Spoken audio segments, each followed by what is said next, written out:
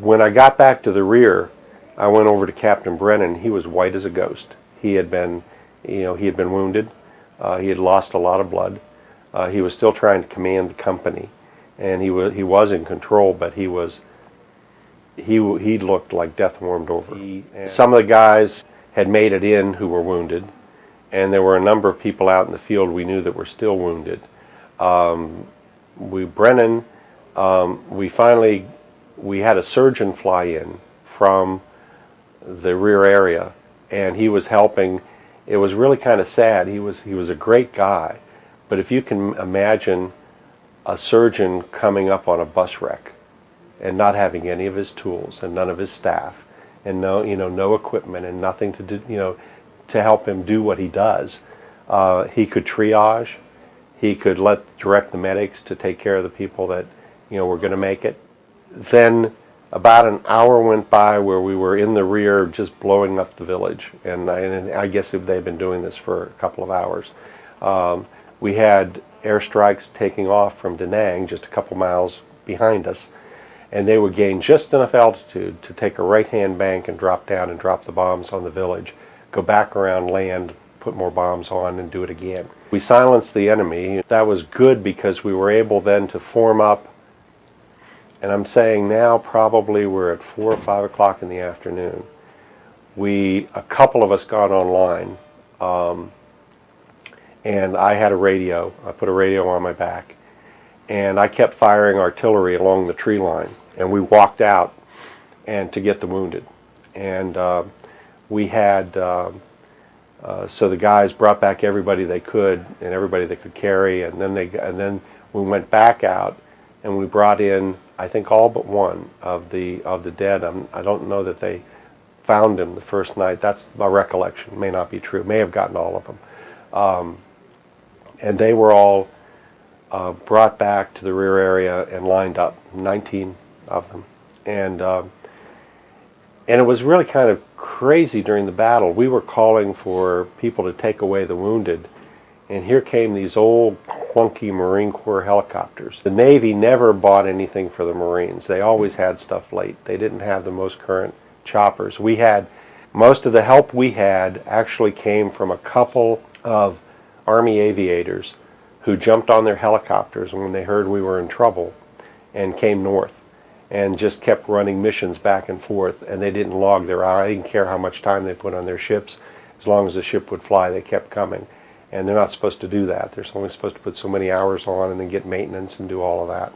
And they just kept coming and coming and coming to bring in new ammunition, take out wounded, do stuff like that. When the dust settled and we were trying to figure out what was going on, there were only 2 officers left. Myself, a first lieutenant, and then Bill Windover from the 1st platoon that had been in the rear, and he was a 2nd lieutenant. And I said, well, you're infantry, so you have to take command. I said, but that night we had very few of our senior NCOs. Most of those were wounded or killed. We basically had lost about half the unit there, either killed or wounded. And that night we lost another guy because we were attacked by our own guys. It was friendly fire. And again,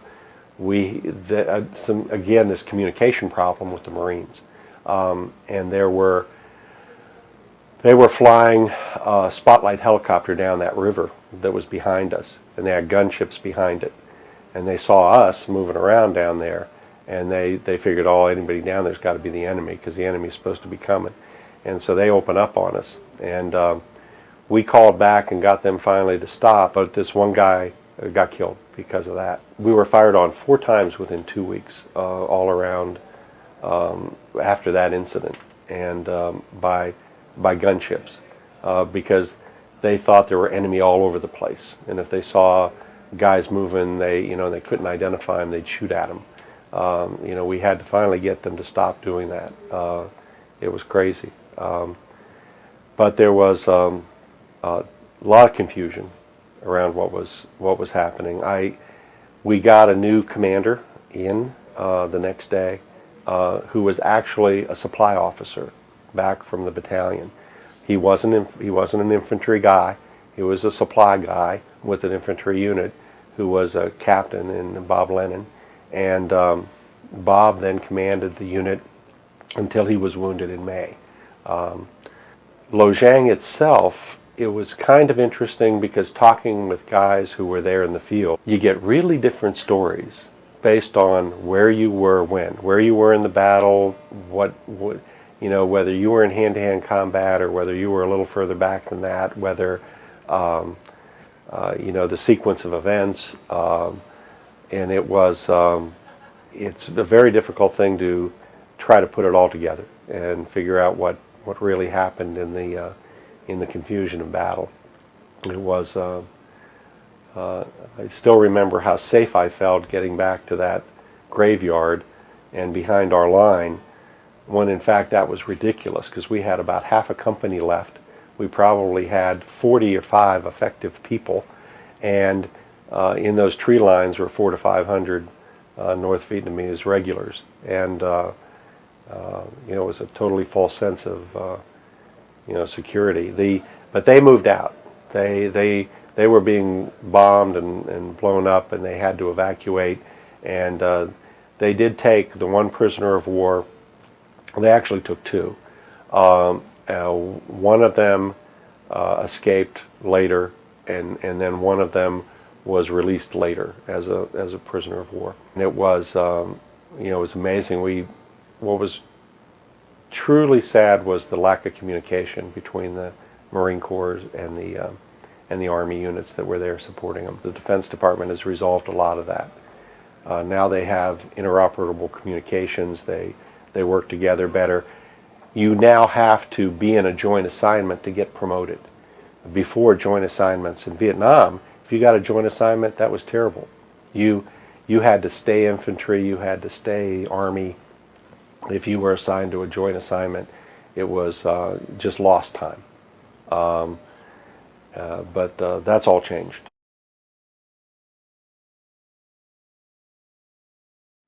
What incredibly peaceful, which was kind of a shock. I think they were carrying away their dead and wounded, and they were getting out of the village because they had to retreat.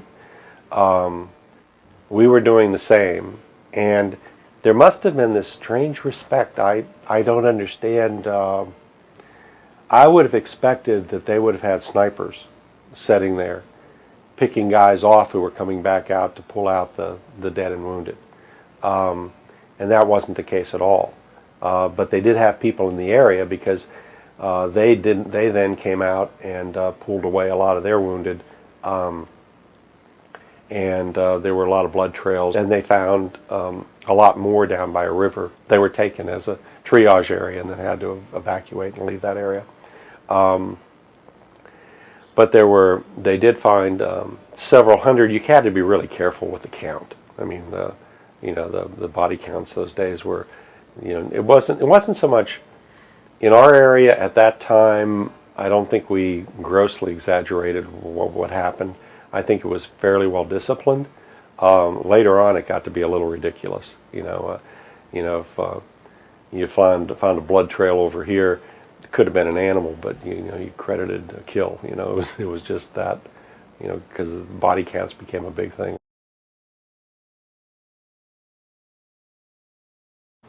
Well, if you go back to the original reports, you probably have Company A credited with close to 200.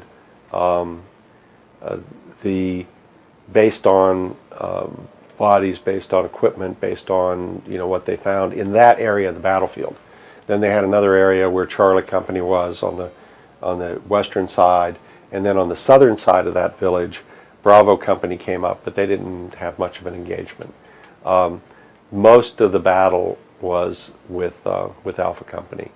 Charlie Company did sustain a number of casualties. They lost almost all of their officers. They had mostly wounded. They didn't have too many were killed, but they did have, I think, a couple dozen wounded. But they were not in the heat of the battle. They were at a distance, and they were exchanging mortars and things of that nature. They didn't have the hand-to-hand combat. They didn't engage the unit directly.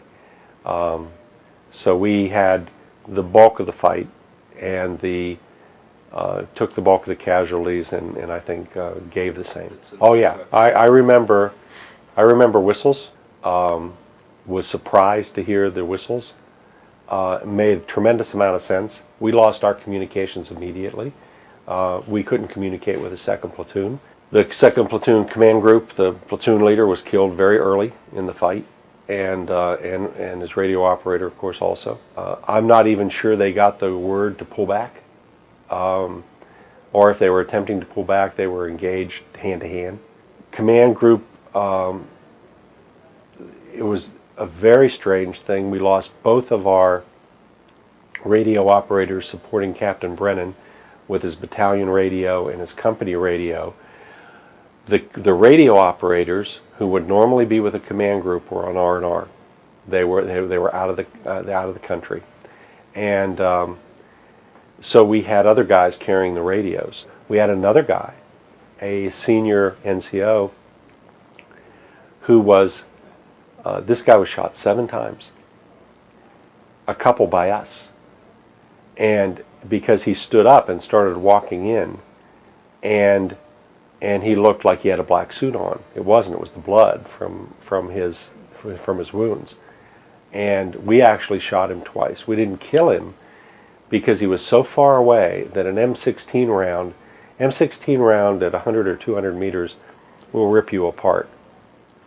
350, 400 meters, the bullet doesn't wiggle anymore. It's straightened out, and it's nothing but a little bit more than a 22.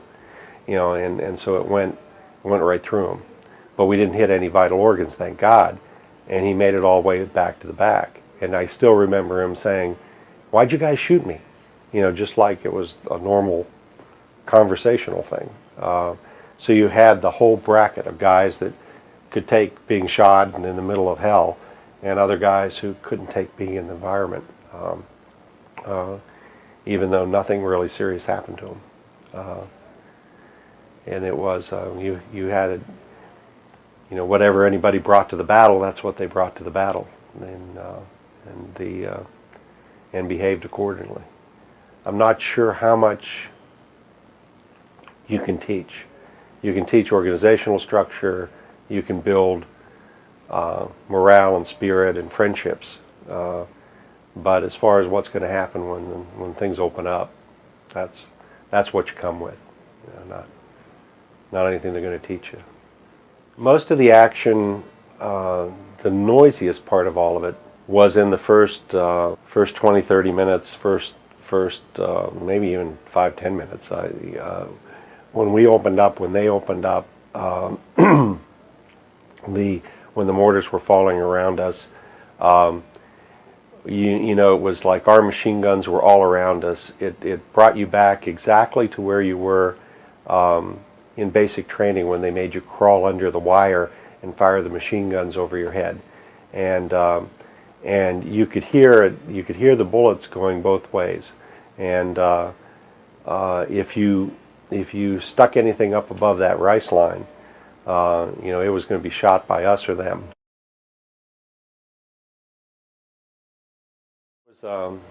There was a kid apparently who said that. At least there's some write-ups in the Marine Corps. In the Marine Corps group from Cap Echo 4 that got out, and then some of the other guys who, I think there was one guy in the field who actually lived. They found him alive the next day.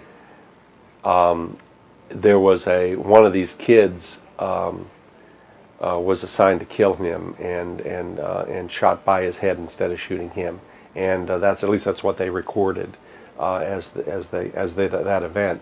And but some of our guys, I think, reported that a kid said, you guys came real quick, and recognized the 198th patch, knew the unit was the 1st or the 6th. And I assume that the communications with the people in the village there probably were half and half. Some of them went off at night to their meetings with the Viet Cong, and the other people in the village were supported the government.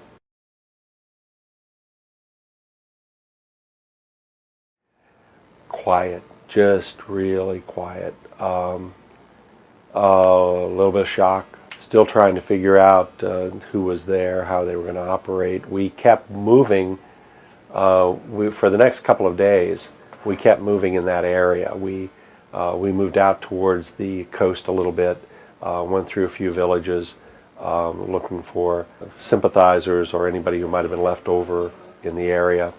And they were very cautious and very quiet. Later on, and we're now talking probably February, March, April, get to late March and April, a month and a half after the battle. We were in another battle with a, we were in the mountains and we were inserted. We had identified a couple of enemy and we were going to go after them. What amazed me was the enemy opened fire on us. It was like a squad. And our guys opened fire, charged them, just ran past me and to get into the battle and into the fight, and were not scared of anything. They figured if they lived through Lo Giang and they knew how to fight, if they engaged the enemy, they could kill them. They were hardened by that battle. They behaved much differently. They were very aggressive, and I would say fairly that for the next couple of months following Lo Giang, there may have been opportunities to take prisoners, but after what they saw on the battlefield, where their guys were shooting our guys in the back of the head and had them tied up and executed them and stuff like that, there was the guys just wanted to get their hands on the enemy, and so it was they. As a seasoned unit, what was left of the unit, they were a tough group. It was a critical battle because they really did save the Da Nang Air Base. They absolutely did do that. They accomplished their mission. They were torn up. They were thrown into something that they didn't know that was going to happen. But in the end, I'm sure the reason they got the Valorous Unit Award was because they were instrumental in saving the Da Nang airstrip. Those guys, those 400 to 500 people, or however many there were, would have overrun that airstrip, and we would have taken it back over time, but there would have been tremendous damage to a critical facility, and it would have been thrown out of commission for a period of time. Saving that strategic resource, they did their mission and they did it well. It was a significant battle in the Da Nang area.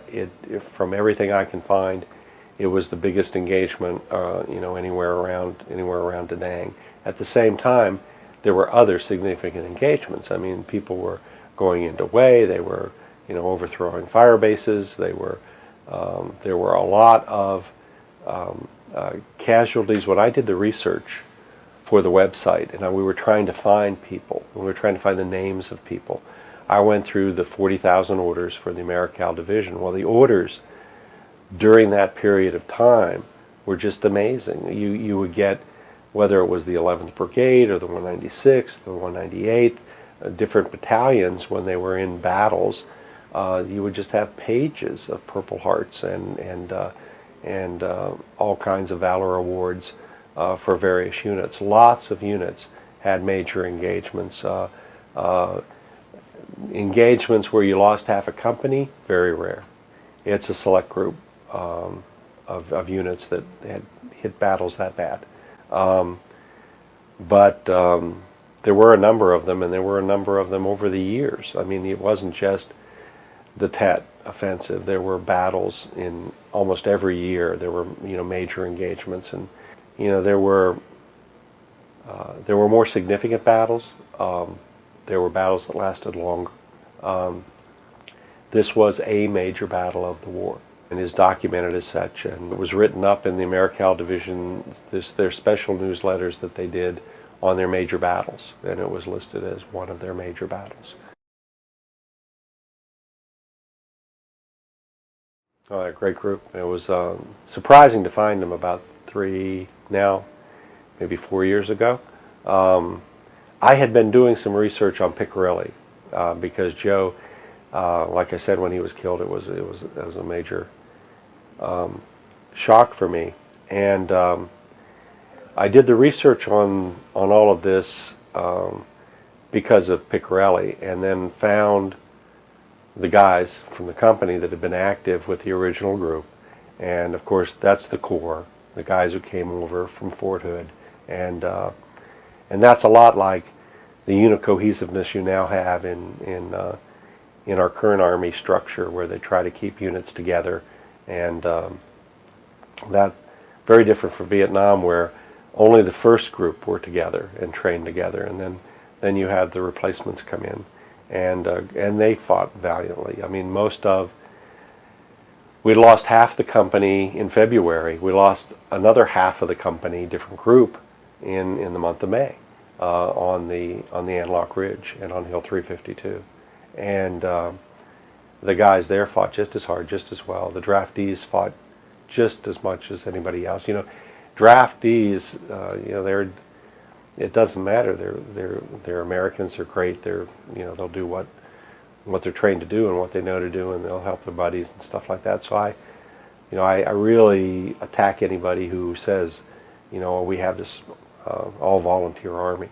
Well, the guys in World War II, were half and half, and the guys that were drafted, you can't tell them.